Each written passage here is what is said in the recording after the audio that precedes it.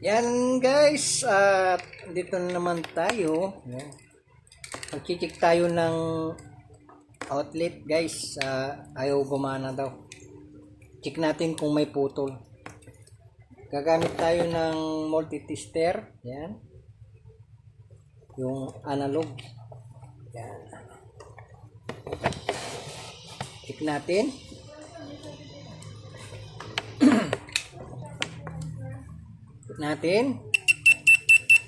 Yan. Tapos buksan natin dito. Check natin kung ito yung pinakalaman niya guys. Yan. Tapos ito, yun natin yung outlet niya. Ilagay natin yung dito sa kabila. Yan. Ipitin natin ang kamay. Yan. Lagay muna natin ito sa kaliwa. Yan. Ipitin natin. Yan.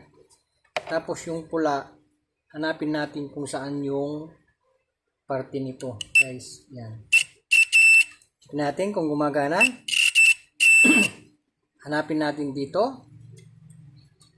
Yan guys. Wala. Lagay natin sa kabila. Wala din. Dito kabila. Wala. Ilipat natin dito. Yan.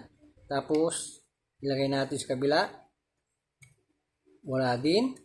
Dito. Yan guys. Mayroon. Ibig sabihin guys, may putol yung dito sa kabila. Ilipat natin. Yan. Wala yung kabilang linya. Hanapin natin guys at idugtong natin kung saan yung putol para makikita natin kung saan yung putol guys. Tingnan natin kabila. Yan guys, gumagana. Ibig sabihin dito hindi gumagana guys. Ilipat natin yung kabila guys at hanapin natin yung putol. Yan.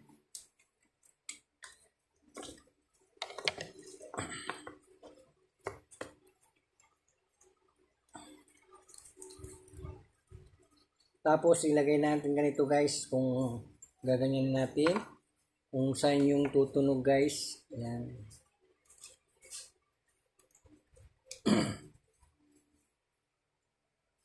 Doon yung pinakaputol niya.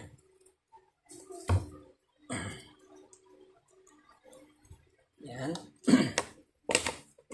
Hanapin natin dito. Yan.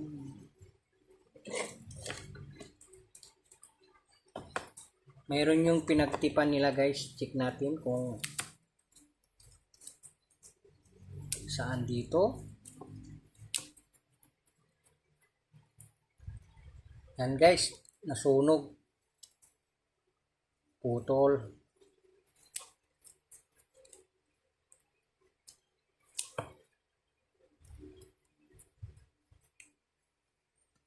Putulin na natin to guys at hihanapin natin ng yan. Tapos kabila dahil may tama na rin to guys. Baka nilagay sa pintuan, sinarado yan. Tapos check natin muna tong maliit. Buksan natin.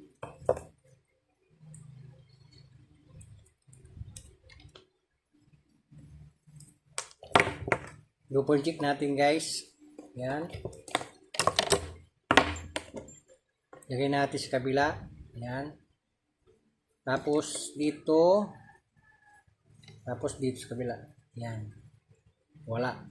Wala din. Wala rin sa kabila. Ilipat natin sa kabila. Mayroon. Kabila. Wala. May putol din to sa kabila guys. Yan.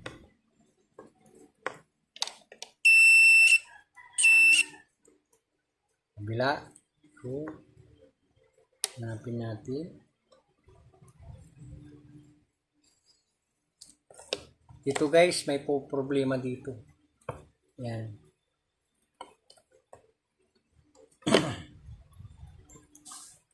Tapos, hanapin natin dito sa kabila. kung saan yung problema. Yan.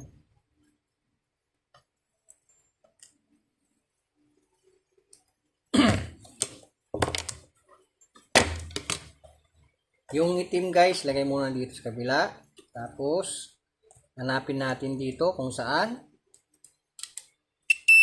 Yan, gumagana yung sa kanan.